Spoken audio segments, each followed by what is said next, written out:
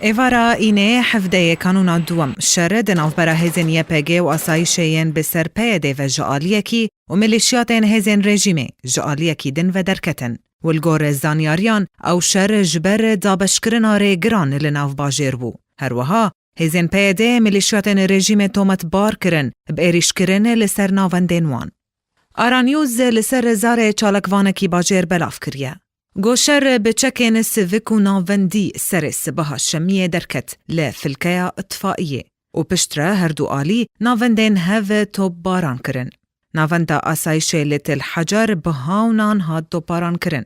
و روژا دن شر و گوهست با دورین دن وکه کلیسا آشوری تاخا عزیزیه و رگرین درگه باجر ین آسایشه و او شر و پیک دادان بردوان بون تا 3 روژان تاوی گوهن آگر بست دهاتن را گاندن لی بردوام نت کرن. و دن جامده زوربیه نشتجین تاخین کردی جیت الحجر صالحیه عزیزیه مفتی تا کلاسا و ناصرا جمال خوارفیان با باجارو کندن.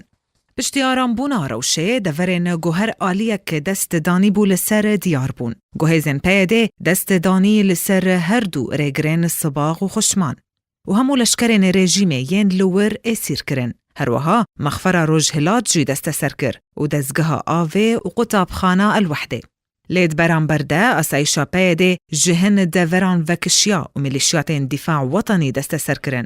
وکه تاخا عسکریه و قطاب خانه اسماعیل توقان العزیزیه و نخوش خانه الکلمه.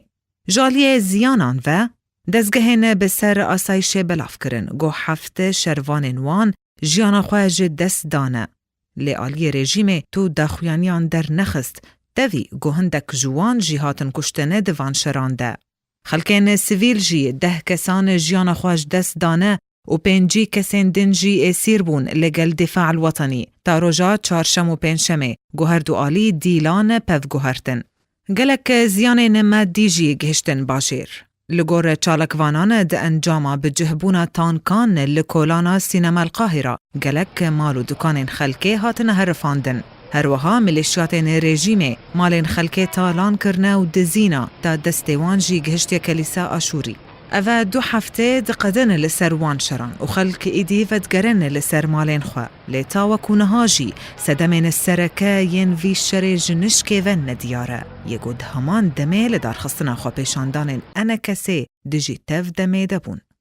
بهار امین درویش، آرک.